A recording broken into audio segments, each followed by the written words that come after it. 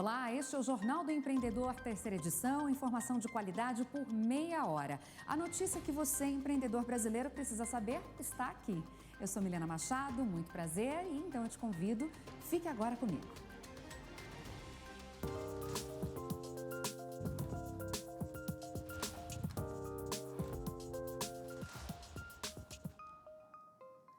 PIB e inflação podem ser maiores este ano. A previsão é do Banco Central. Marcha dos prefeitos termina em Brasília com participação recorde e reivindicações. Empreendedoras incentivam outras mulheres que ainda precisam de inspiração. Essas e outras notícias você acompanha a partir de agora no Jornal do Empreendedor, terceira edição.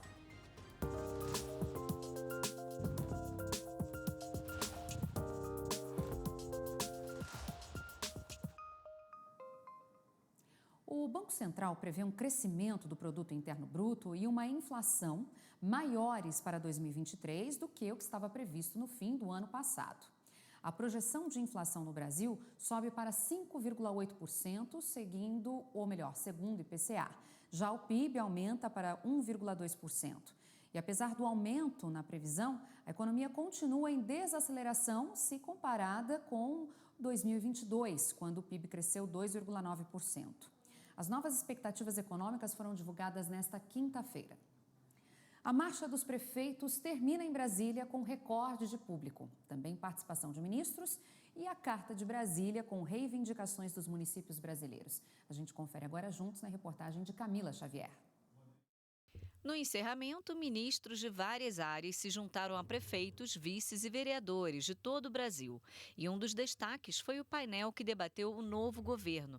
Na abertura, a presidente da Caixa Econômica Federal, Rita Serrano, que em 2001 foi vice-prefeita de Rio Grande da Serra, em São Paulo, demonstrou preocupação com a gestão das cidades e, por experiência, conhece bem as dificuldades e desafios que os gestores têm, principalmente nas pequenas cidades, que dependem de repasses do governo federal para viabilizar suas políticas públicas. Eu sei muito bem as dificuldades e os desafios que os prefeitos, que os vereadores, que os gestores públicos têm, em especial nas pequenas cidades, que muitas vezes dependem de repasses do governo estadual ou federal para poder viabilizar suas políticas públicas. Também participaram do painel a ministra da Gestão e Inovação, Esther Dewick, o ministro dos Direitos Humanos, Silvio Almeida, e o ministro Valdez Góes, da Integração e Desenvolvimento Regional. Ele aproveitou para tirar dúvidas dos prefeitos. O Ministério tem a responsabilidade com a política de segurança hídrica, então seja o PISF, seja as obras complementares, isso tudo está sendo retomado, Água para Todos. Nós também temos responsabilidade com o desenvolvimento regional e territorial. Então conheçam, nós vamos distribuir o portfólio de todos os programas do Ministério para as prefeituras. É com quem a gente quer trabalhar as rotas daquelas cadeias produtivas locais. Simultaneamente, aconteceram palestras nas 6 arenas disponíveis. A importância da Lei Geral da Proteção de Dados na gestão municipal, os desafios da implantação dos planos de mobilidade e o lixo zero nas cidades foram alguns temas abordados neste último dia. Os prefeitos fecharam o evento com a divulgação da Carta da Marcha a Brasília em defesa dos municípios. Ela contém as reivindicações do evento e encaminhadas ao Congresso Nacional, que os prefeitos esperam ser atendidas. 10 pautas foram prioritárias. Uma delas é a redução de 11% para a alíquota das contribuições sociais pagas pelos municípios ao regime geral de previdência social, que atualmente está fixado em 22,5%. A proposta é de autoria do deputado Cacá Leão, da Bahia. Outra, de autoria do deputado Benis Leocádio, do Rio Grande do Norte, construída em conjunto com a Confederação Nacional dos Municípios, estabelece a atualização monetária do Índice de Gestão Descentralizada, que está defasado em 53%. O ministro das Relações Institucionais, Alexandre Padilha, encerrou a 24ª Marcha dos Prefeitos, garantindo que a pauta de fortalecimento dos municípios brasileiros vai avançar. E reafirmou que o governo vai editar uma medida provisória para prorrogar o período de ajustes da Lei de Licitações, sugerido pelos municípios. A gente só consegue enfrentar os desafios do nosso país com a forte parceria com os municípios, com todos os municípios do Brasil. Bom, Ainda sobre esse assunto, o uso da nota fiscal de serviço eletrônica e a participação do microempreendedor individual em licitações também foram temas deste evento, no debate durante a Marcha dos Prefeitos. Para participar de licitações públicas, o microempreendedor individual deve fazer o seu credenciamento no portal de compras do município. A inclusão pode ser feita, por exemplo, por microempresas que realizam pequenos reparos. Nesses pequenos reparos, você pode fazer um rodízio de mês e eles vão se alternando dentro desse processo para fazer manutenção, serviços, reparos, de repente capinagem ou alguma outra coisa. Isso é uma característica que já está funcionando em vários locais do Brasil. A Prefeitura de Foz do Iguaçu, em parceria com o Sebrae, criou uma condição diferenciada para ajudar os microempresários. Ela investe recursos para fomentar o desenvolvimento da economia local e regional. Ao invés de licitarmos material escolar para compra para 27 mil alunos, o município fez uma lei, ele credenciou as papelarias locais e passou, então, a concentrar na economia local mais de 4 milhões por ano e essas papelarias puderam vender. Outro assunto que foi discutido com os participantes da 24ª Marcha dos Prefeitos foi a adesão de municípios ao projeto Nota Fiscal de Serviço Eletrônica. O documento digital padronizado nacionalmente possibilita aos municípios a troca de informações sobre o recolhimento de tributos e o perfil dos usuários, o que torna possível uma atuação dos entes federativos com mais inteligência de dados.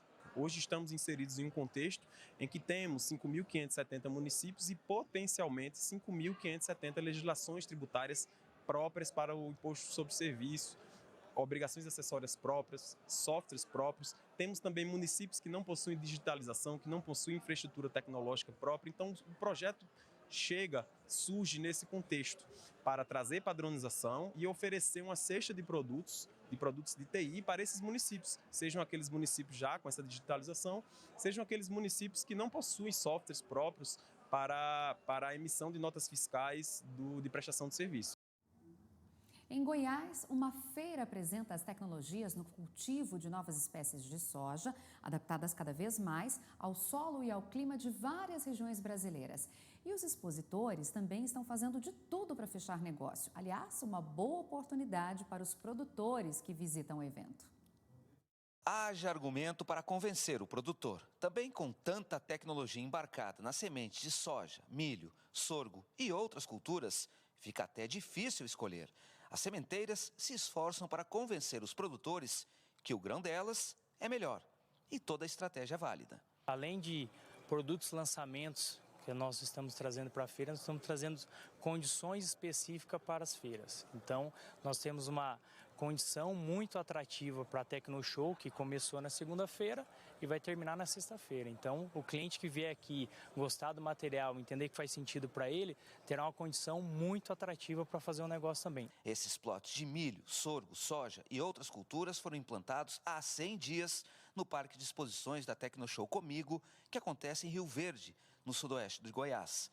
Só assim a planta pode mostrar os resultados para as mais de 130 mil pessoas esperadas durante o evento. E não existe melhor argumento que os números. Por isso, esses banners apontam a produtividade das lavouras onde a soja foi plantada e a quem pertencem. Lado a lado, os lotes das sementeiras se espalham pelo parque. A expectativa é que as vendas superem em 20% o volume da edição passada.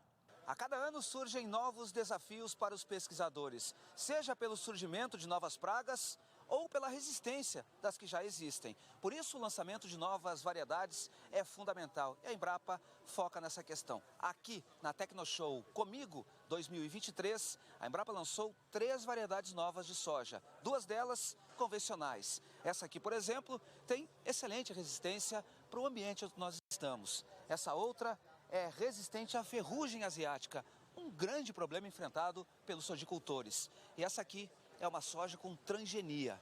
Também vem com uma forte resistência ao ambiente do sudoeste goiano. E no Cerrado, ganha mais uma opção para o plantio da soja aqui no Brasil. O maior produtor mundial do grão em todo o planeta. Resultado da pesquisa, da inovação e da tecnologia. A seguir, depois do intervalo, você vai conhecer uma nova estratégia do Sebrae para promover ainda mais o empreendedorismo feminino. O Jornal do Empreendedor terceira edição volta já, eu te espero.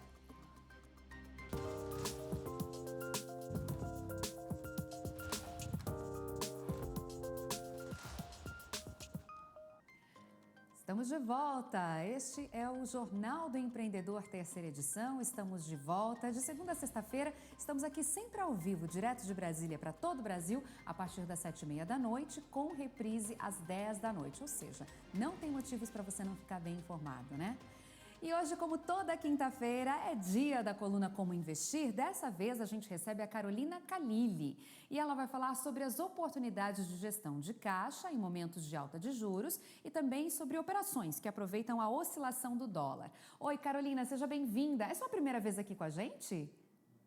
Olá, boa noite, pessoal. Não, eu estive aqui uma outra vez, acho que há um mês atrás. Ah, mas acho que não foi comigo, né? É a primeira vez que eu tô te vendo. Exato, exatamente. Bem-vinda. É um prazer estar aqui com vocês hoje. Prazer é todo meu. Conte-nos tudo, porque realmente a gente fica meio perdido, né? Não sabe exatamente como fazer para aplicar o dinheiro e não perder a oportunidade de manter capital de giro, que é tão importante, uma flexibilidade financeira para os empreendimentos darem certo, não é? Estou muito curiosa e interessada em saber suas dicas. Boa, perfeito. Bom, acho que a gente está num momento super propício para falar de investimento para empresas. Né, temos com uma taxa de juros super elevada, a quase 14%.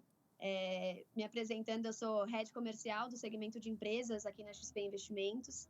E a minha ideia hoje é trazer para vocês estratégias que a gente pode utilizar para otimizar e gerar eficiência no caixa da empresa no patamar de juros atuais, né, que temos hoje, que são juros altos.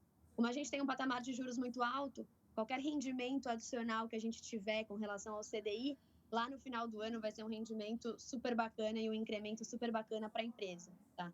Eu queria começar falando aqui de dois principais investimentos mais conservadores, voltados principalmente para fluxo de caixa, e depois eu vou entrar aí em uma dica com relação ao dólar, com relação à oscilação do dólar, como que a gente pode aproveitar isso, tá? Certo, vamos lá. Então, falando inicialmente sobre o fluxo de caixa, né? Como que a gente aproveita esses juros altos para gerar eficiência no caixa da empresa? Para empresas que precisam usar o recurso do caixa no curtíssimo prazo e não conseguem ter uma previsibilidade de alongar um pouquinho mais esse investimento, aqui na XP a gente tem um investimento de compromissada, tá? Que é um investimento de renda fixa que não incorre o IOF, e isso é super bacana. Qualquer investimento de renda fixa, né, que é um investimento conservador, nos primeiros 29 dias, você vai ter que pagar o IOF quando você resgatar, né, que é um tributo. A compromissada não incorre o IOF. Então, ela é o melhor investimento para alocar seu caixa no curtíssimo prazo. Tá? Inclusive, aqui na XP, a gente consegue alocar as nossas empresas numa compromissada a 85% do CDI. Se a gente for considerar o período de uma semana, né, como se essa empresa tivesse alocado esse capital por uma semana num outro investimento de renda fixa, equivale a mais de 350% de rendimento do CDI. Tá? O fato de não incorrer o IOF é um benefício enorme. Então, essa é a minha primeira dica aqui. E para empresas que querem investir o seu caixa, mas que conseguem alongar um pouquinho mais esse investimento, a gente consegue alocar em papéis mais longos, né? Pegar o CDB, que é um papel de um banco, também extremamente conservador, colocar num vencimento de 1 ano, 2 anos, 6 meses. Quanto mais longo o vencimento, maior é a taxa que a gente consegue investir. Tá? E aí eu acho que ninguém melhor do que um banqueiro, assessor de investimentos PJ, aqui do XP Empresas, para te ajudar a fazer essa análise de como escalonar o seu caixa. Né? Será que eu consigo investir uma parte para 6 meses, uma parte para 1 ano? Como que eu monto esse planejamento? Como que eu consigo otimizar com esse planejamento a rentabilidade que eu vou ter aqui em cima do caixa da minha empresa? Tá? Acho que esse é o nosso principal papel e o que a gente faz de melhor. E aí, vamos agora então falar das operações, né? Perfeito. Com relação ao dólar, o que eu queria trazer, né? Acho que desde o final da semana passada a gente viu oscilações bem significativas no dólar. Né? Sexta-feira passada o dólar chegou a bater 5,30, hoje fechou aí abaixo de 5,10, e isso gera uma oportunidade enorme, principalmente para as empresas exportadoras e importadoras, né? Que são empresas que lidam aí com a oscilação cambial. Tem uma operação super bacana que a gente pode fazer, que é a operação de NDF, é uma operação de derivativos, que ela é feita aqui na XP pela nossa mesa de renda variável. Então, o empresário que tem uma conta da sua empresa aqui conosco, ele vai ter todo o auxílio de uma mesa de renda variável que monta as operações de forma personalizada. E essa operação de NDF, ela nada mais é do que você travar hoje um preço do dólar para fazer a transação da sua empresa lá na frente. Então, uma empresa exportadora, por exemplo, que vai exportar um recurso para fora e vai ter que fazer a transação cambial, né? Se o dólar está alto, se a gente tem um dólar a 5,30, esse é o melhor momento para ela travar essa operação, que pode ser que ela faça daqui uma semana, né? E já garantir essa taxa de câmbio lá na frente. Então, as operações de NDF, a gente trava uma taxa de câmbio futura por um prazo já pré-determinado, e a empresa consegue garantir essa taxa lá na frente quando for fazer a operação dela, ou de exportação ou de importação. Tá? Então, em períodos de oscilação de dólar, isso é super bacana, a gente consegue otimizar toda a transferência que é feita envolvendo o câmbio, e a gente tem aqui uma mesa própria para isso e que vai auxiliar os nossos empresários a identificarem esses momentos e construir essa operação.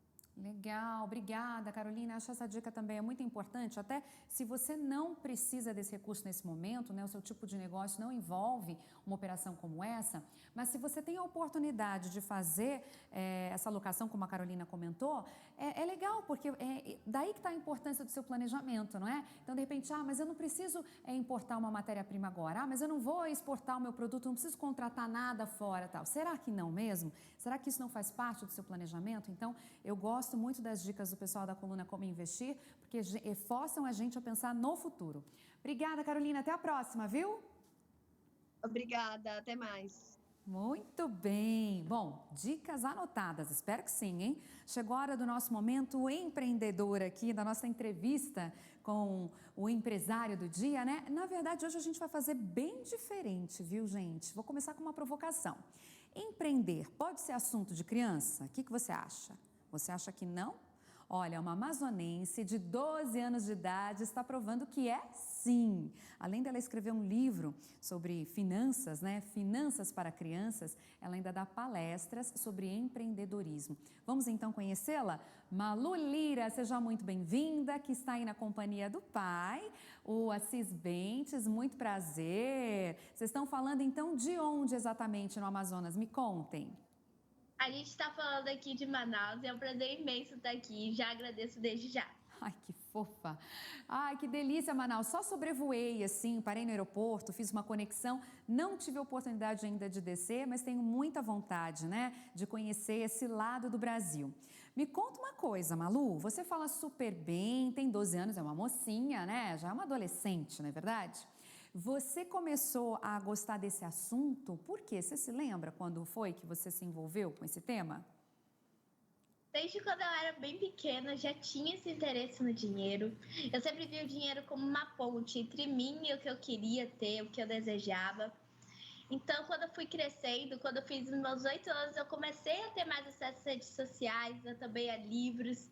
E foi aí que eu comecei a me aprofundar ainda mais nesse universo financeiro e me apaixonei de fato por esse assunto.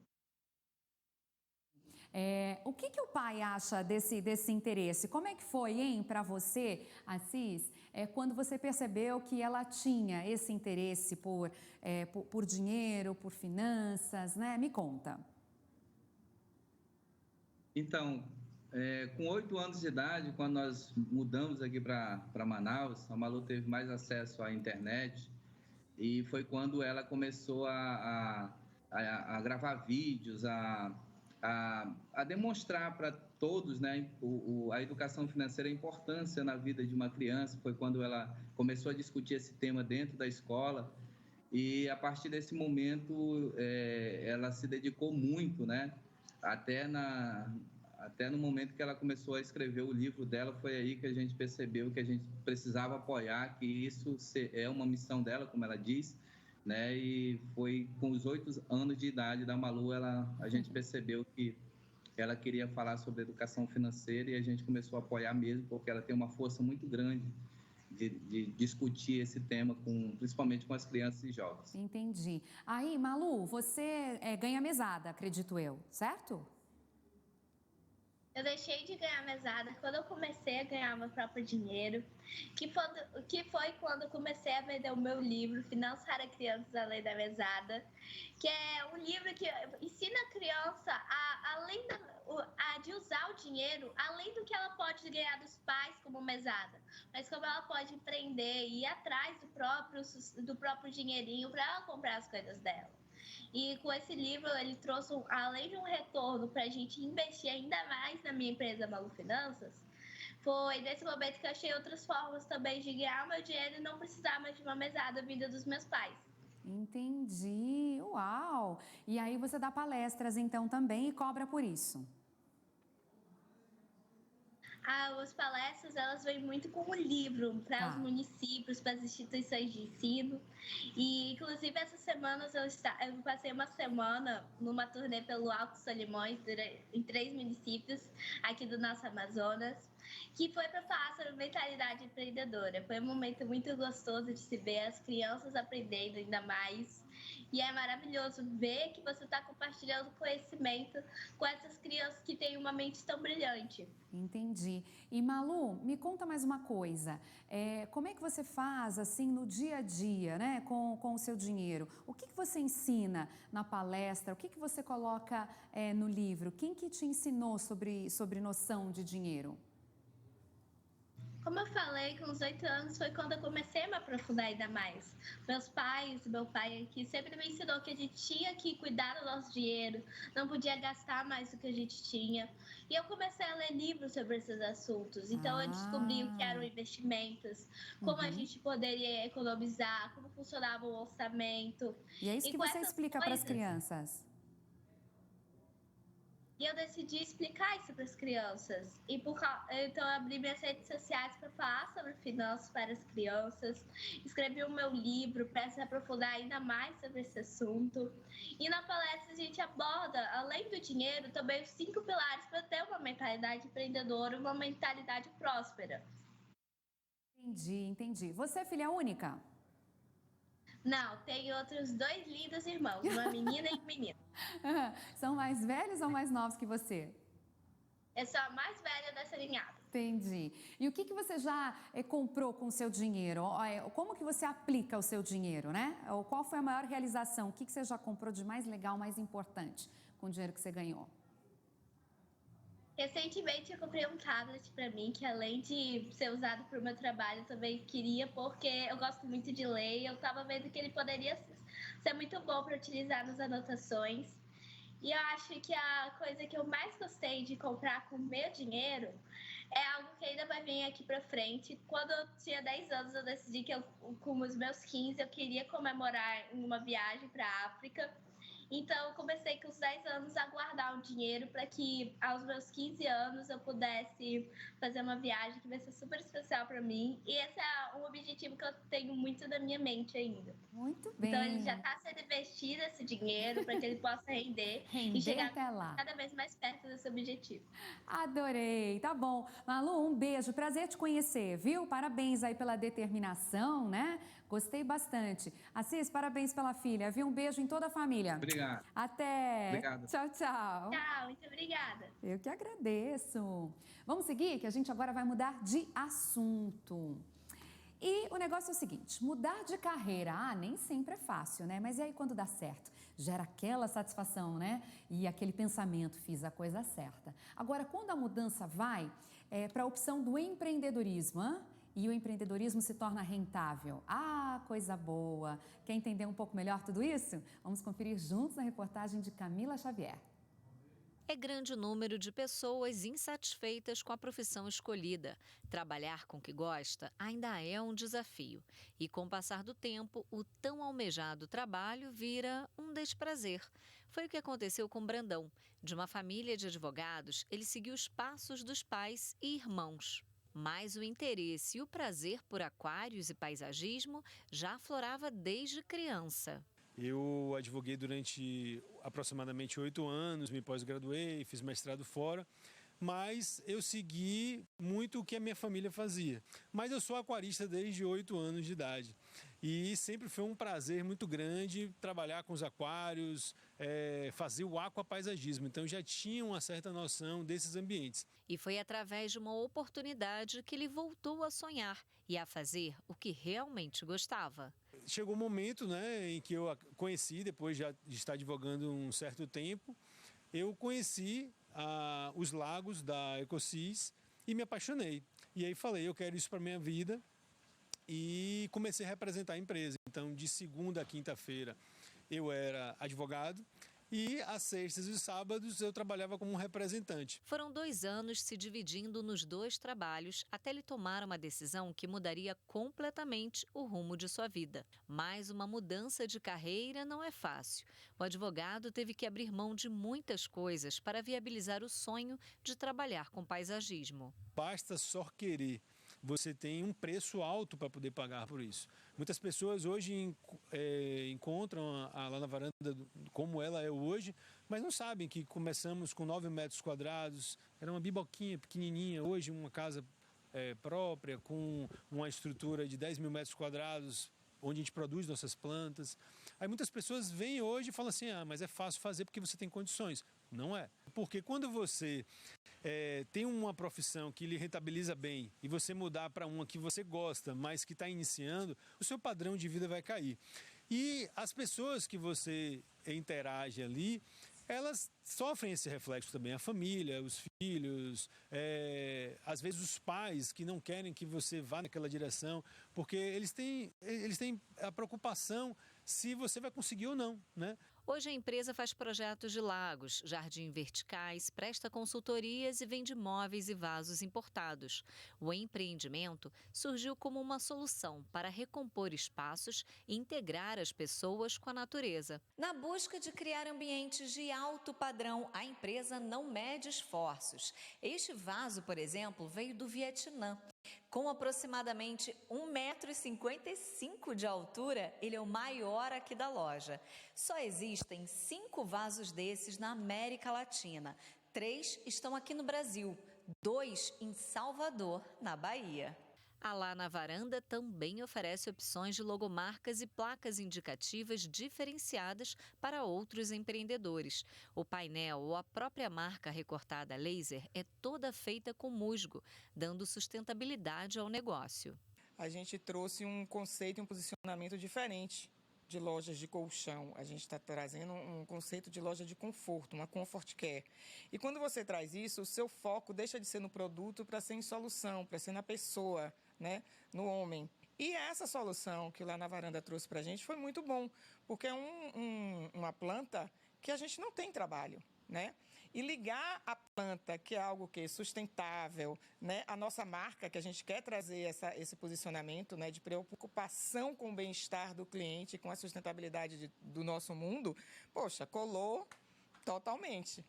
Com toda essa experiência e know-how adquiridos, hoje ele incentiva, neste livro que escreveu, outras pessoas que também estão buscando nova carreira, um aprendizado que pode alavancar um negócio. Na advocacia eu aprendi muitas coisas que eu aplico hoje, né? Um exemplo, hoje nós estamos num planejamento de expansão para outros países e o mestrado que eu tenho é sobre contratos internacionais. Então, assim, eu entendo que o saber, ele nunca vai embora, né? Eu acho que você sempre usa nos contratos, nas técnicas de negociação. Toda a profissão, todo estudo, ele é válido. Agora eu te convido a uma reflexão. O que você, empreendedor, tem feito para agregar valor à sua marca, ao seu empreendimento? Dá só uma olhadinha nessas imagens aqui que a gente vai mostrar para vocês. Obras de arte, em paredes ainda não acabadas, fita adesiva, aquela que a gente usa para embalar caixas de mudança, não é? Um ambiente completamente inacabado, artistas de rua, pois é. Esse daí é um novo conceito chamado de Real Estate of the Art, da incorporadora Elbor, justamente que propõe exatamente isso, a obra de arte dentro do canteiro de obras, né? A obra na obra.